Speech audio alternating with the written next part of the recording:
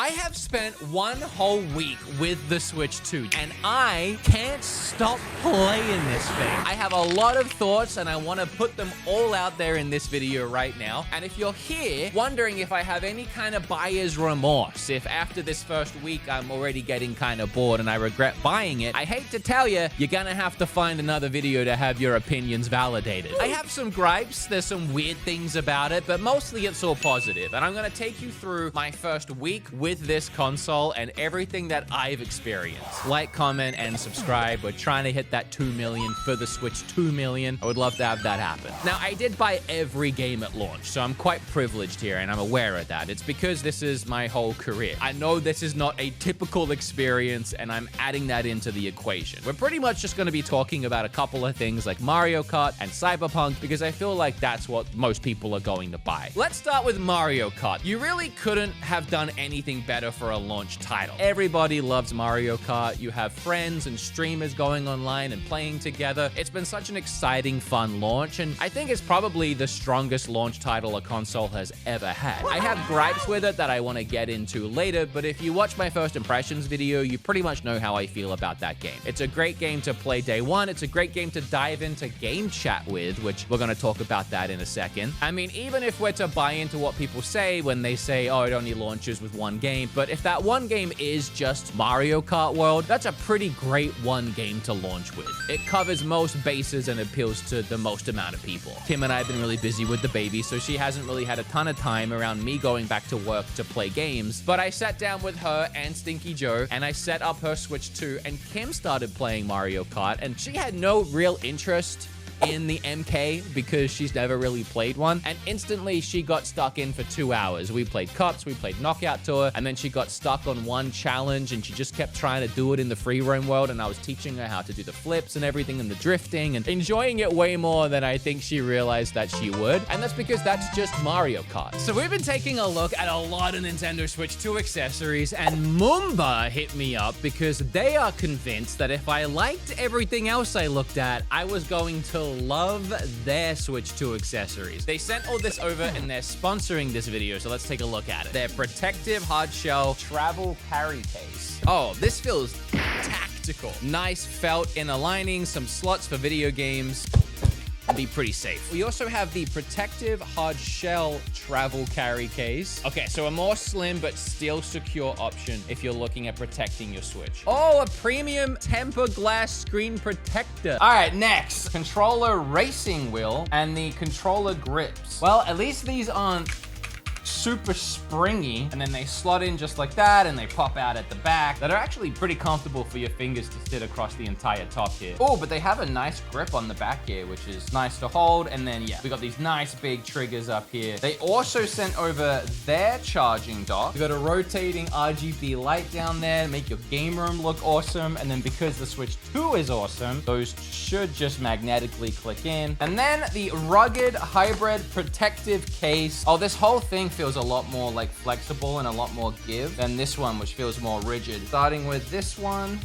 Wow, that was really easy to do. And then it just gives you a little bit more to hold on to while protecting the back of the console. Huge thank you to Mumba for sending all of this stuff over. And if you want to check any of it out, if you're looking for some accessories, I'll leave links down below. It's bridging that gap between buying a $10 racing wheel at GameStop or Nintendo's $40 version. So let me know what you think of Mumba down below. And thank you, Mumba, for sponsoring. There'll be links down below. I really appreciate it. Moving on, and I guess just taking a look at Cyberpunk quickly. Off the rip, I want to say, wow, this game is gorgeous. I honestly can't believe I am playing a Nintendo console when I play this game. And it's not just because when I booted it up, it asked me to pick my penis size, and I picked medium because I'm a modest king, and I just wanted to be realistic. I'll leave that up to my editor on if he leaves that joke in or not. Yes, it's only playing at 30 frames or 40 if you put it in performance mode, but playing Cyberpunk, I mean, it looks incredible, and I'm just baffled that I'm doing this on a Nintendo console. Obviously, it doesn't look as good as if you're running it on a PlayStation 5 Pro. And people like to point that out and discredit the Switch because of that. And the one thing I always say in return is, hey, let's meet up at a park somewhere. I'll bring my Switch 2 in my pocket. You bring your PlayStation 5 in your pocket, and then we'll set them up in the park and we'll compare them right on the swings and the roundabouts and the slides. Oh, what's that? You also have to bring a monitor and a bunch of cords and wires. My point is, this is a handheld and it's doing this. I have a PlayStation 4 Pro, if not better, in my pocket now at all times, and that's more than enough to run games like Mario Kart and the future Nintendo IPs and ports that we're going to get. It's a really exciting showcase of what this can do and what handheld technology can do portably now. The other experiences I've dived into so far was I got the Fantasy Life Nintendo Switch 2 upgrade because I was playing this on the Switch 1 originally, and I gotta tell you, it is a massive upgrade for $2.49. My save carried over and now it's in full resolution, 60 FPS, super fast load times. A lot of games are just running better now. There are games that aren't. I've tried games like Witcher and Alan Wake. Alan Wake is specifically on Nintendo's list of, hey, these games have issues for some reason, and my god, this game just looks awful. You can't just take an old game on Switch 1 that had a ugly port, put it in Switch 2 and hope it'll look better. At best, you'll get some better resolution and some better frame rates, but whatever the game was designed to look like on Switch 1 is just still how it's going to look on Switch 2. An example of that is Witcher 3. I think it's funny that CD Projekt Red's last game on the Switch is so ugly still on Switch 2 while it's running Cyberpunk the way that it is, but that's because that game's just optimized for Switch 1 and not Switch 2, so it's still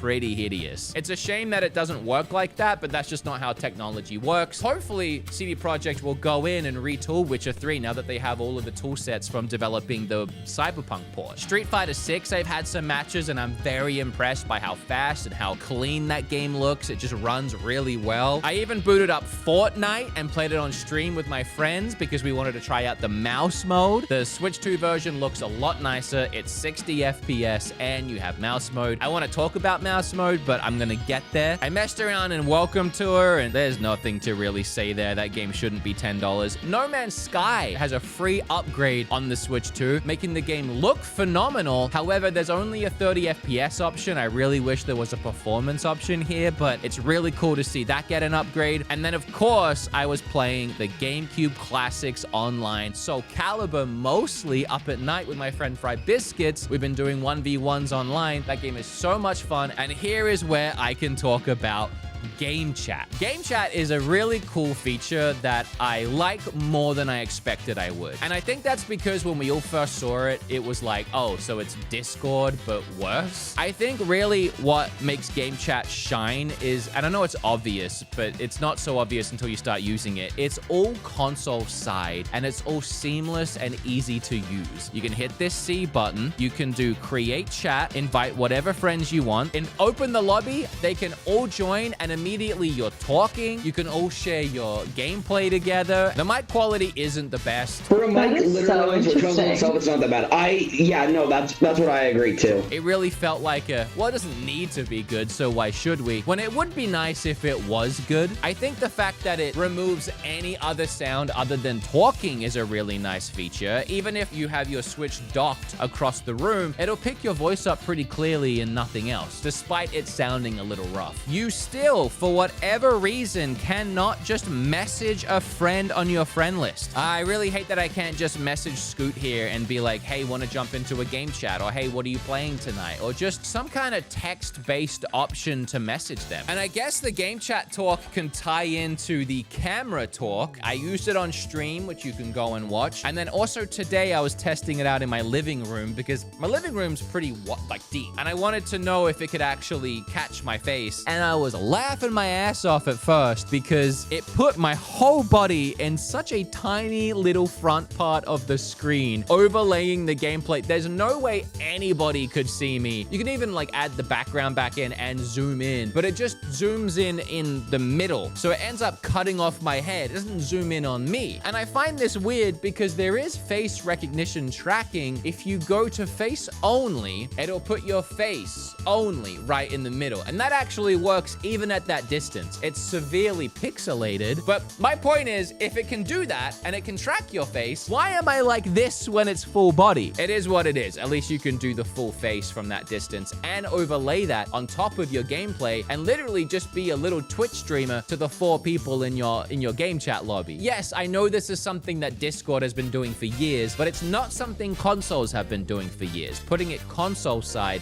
is actually unique and a fun feature that I appreciate. And I know it's only 15 frames gameplay, but at the same time, is it needed? Not really. When I'm playing a game and I have my friends' games at the bottom of the screen, I'm not looking at it all the time. I'm kind of just glancing at it, and I just kind of want to get the idea of what they're doing. All right, that's my thoughts on game chat. And again, I've been using it a lot the last 7 days, more than I expected. So I kind of like it. The battery is definitely a gripe that I've had in my first week. All right, wait a second. Apparently not. There is a weird issue with the Switch 2.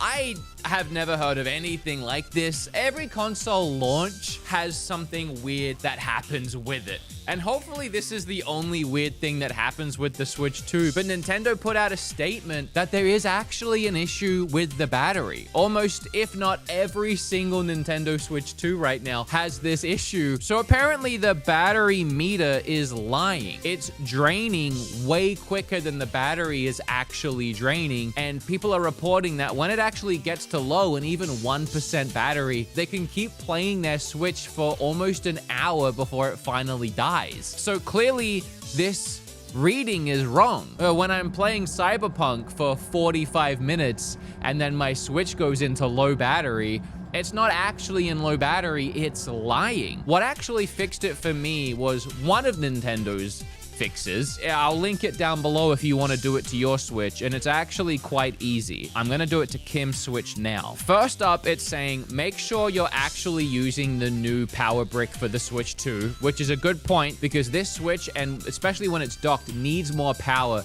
than what the previous Switch charge cord can do. They're not really interchangeable. This is on 93%. This just came off charge a few minutes ago at 100%. So something is definitely wrong. Nintendo is saying, confirm that you have the latest update. And yep, Kim's Switch is up to date. So then power off the console. So I'm gonna hold the power button up here until this comes up. Power options, power off. Does feel a little weird if you haven't done something like this before, but essentially you're going to try and get it into recovery mode. And to do that, you hold the plus and minus button up top for the volume and then turn the console on. Keep holding the plus and the minus. You don't have to keep holding the power button. Now it's going to look like it's booting up. Keep holding, and now you're in recovery, and you've already fixed it. Apparently, something about entering this recovery mode resets the battery. Okay, so now I'm going to power the console off again by holding the power button. Okay, so now it's off again. So now it should be fixed. When I was complaining about the battery, I was playing Cyberpunk handheld for about 45 minutes, and it was going from full charge to dying. I tested it out today.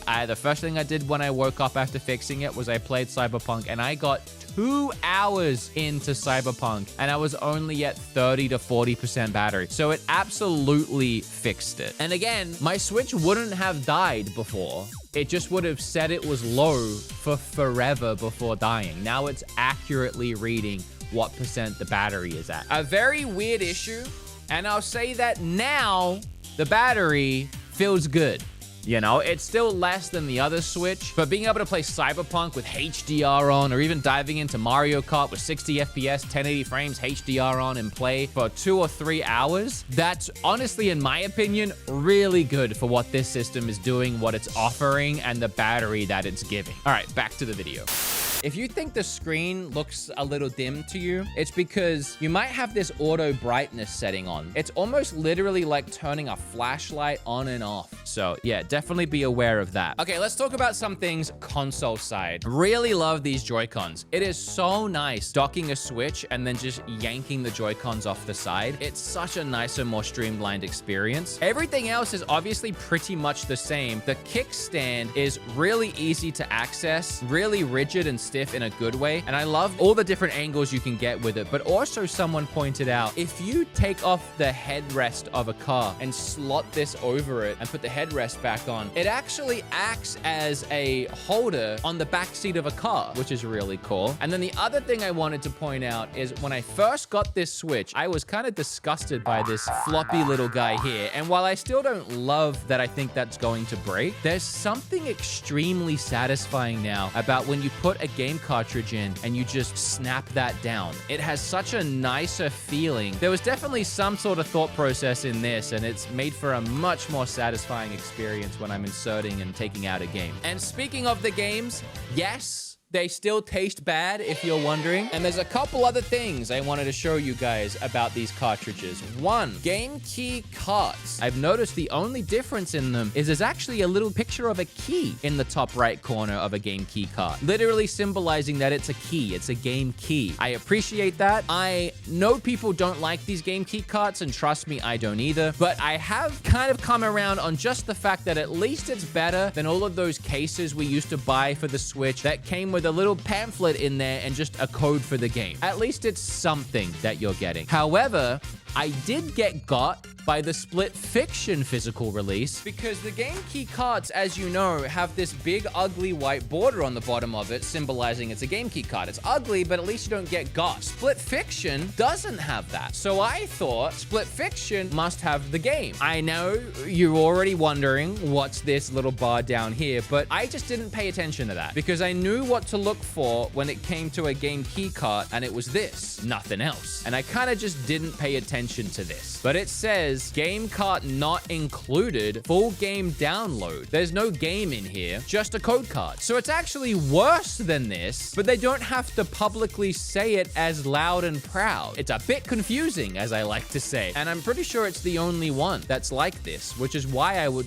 confused and why it got me. Another reason why I'm confused is, why would you do this? The game key carts are supposed to be relatively cheap since it's just a piece of plastic. So how much really would it have cost extra over putting in a piece of paper than a piece of plastic? So be careful of that. I've tried the mouse mode out in 2 games now, one being Welcome Tour, which we don't have to talk about, and the other being Fortnite. It's really easy to access mouse mode. You quite literally just click this on, throw this down, and just like that, as you can see on my screen here, you're in mouse mode. It goes from mouse mode to not mouse mode the second you pick it up and the second you pick it down. It's so incredibly quick. The technology there is really cool. I felt unstoppable in Fortnite. I mean, I lost every game because my friends aren't as good as me, and that's my excuse, but almost every 1v1 I came against other Nintendo Switch players, the fact that I was using a mouse felt OP.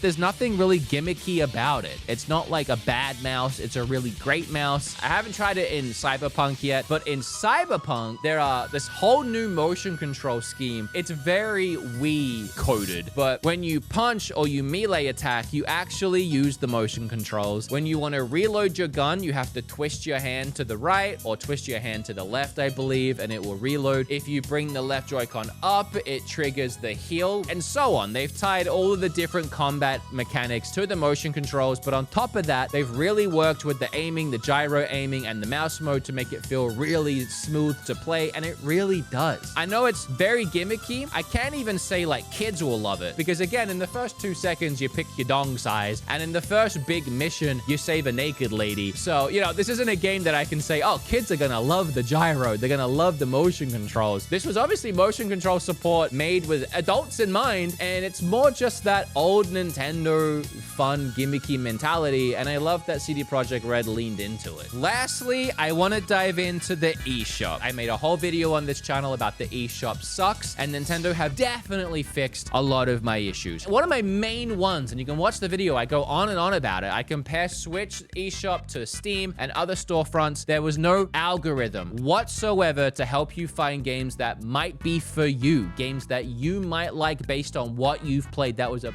big sticking point in my video, because before now, all you could really do to find new games was to look at best-selling games or recent releases. Now you have this For You tab that is updating every week with new games that you don't already have based on your interest, and I love that. They obviously obviously still have their feature tab, which right now is just going to be all Switch 2 stuff. There is a Switch 2 and a Switch 1 section when you go to bestsellers, which is nice. You can separate them still. Recent releases starts with popular recent releases now, which have obviously all the Switch 2 stuff, and then goes into all recent releases. The Switch 2 games have this red border on top, and a week later, as of filming this, the most recent one is still Mario Kart. Switch 1 games don't have that banner, and there has been a ton of shovelware released since launch in the last week, and of course more hentai games, which is really disappointing because this console just launched, which means a lot of kids are getting this console right now. A lot of new people are getting this console. They're diving into the eShop, and the first thing they're seeing in recent releases is this content. And as we talked about, there is no way to filter it out, even with a kid's account. I think that's pretty gross. I think this is neglectful that there's no way to at least filter it, which is definitely why they put popular releases up front to bury any of that. It's not really a solution, but it's something. And then everything else is pretty much the same. You have your coming soon section, you have your Switch Online section, and the eShop is red now. Putting these grips onto the Switch, I have noticed that it does have a bit of give here in the magnetic points. They are definitely not as secure as the rails are, and it's almost made it a little wobbly. I'm actually kind of scared doing it. It feels like it's going to break. I know that it's not. I know that these magnets are pretty tough here. My Satisfy grip, when we get that, is